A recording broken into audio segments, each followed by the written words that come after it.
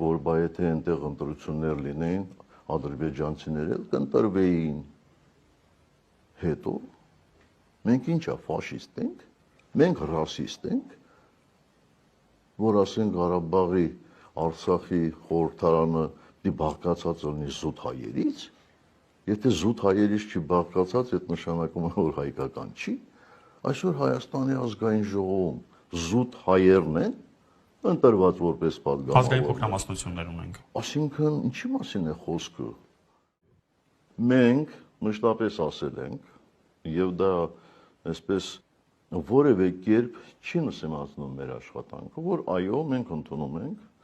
որ ժամանակավորապես տեղահանվածները պետք է վերադառնան իրենց մշտական բնակավայրեր։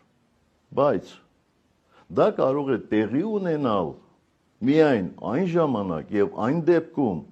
երբ որ որոշված կլինի տվյալ տարածքի իշխանության հարցը, որը պատասխանատու կլինի այդ մարդկանց անվտանգության համար։ Լավ, Լեռնային Ղարաբաղը չեք ճանաչում որպես պետություն, բա ով է ապահովելու այդ մարդիկ, եթե վերադառնան։ Օրինակ, ով է ապահովելու, որ Ստեփանակերտ վերադառնան Ստեփանակերտում ապրող փոքրաթիվ, բայց ադրբեջանցիները։ Հո ամեն ադրբեջանցու կամ հայի մոտ չես կարող ոստիկան դնել կամ խաղաղապահ դնել, չէ՞։ Այսինքն մենք կվերադառնանք նորից 88-ի։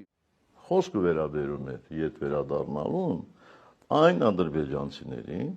ովքեր բնակվում էին Ադրբեջանին հանձնվելիք որպես փողզիջում այդ տարածքները։ Ընդ որում, այն էլ որոշակի պայմաններով, չեմ ուզում մանրամասներին անդրադառնալ։ Այնպես որ, այսինքն այն ինչ տեղի ունեցավ պատերազմից հետո։ Ես չգիտեմ, հիմա այնտեղ բնակեցված են թե չէ, բայց պատերազմից հետո դա արդեն Ադրբեջանի որոշելիքն էր։ Ես անկեղծորեն ցանկանում եմ, որ այս դպրոցում սովորեն նաև ադրբեջանցի ուսանողներ։ Եվ վստահ եմ,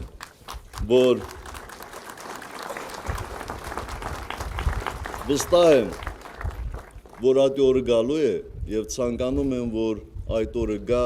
հնարավորինս շուտ։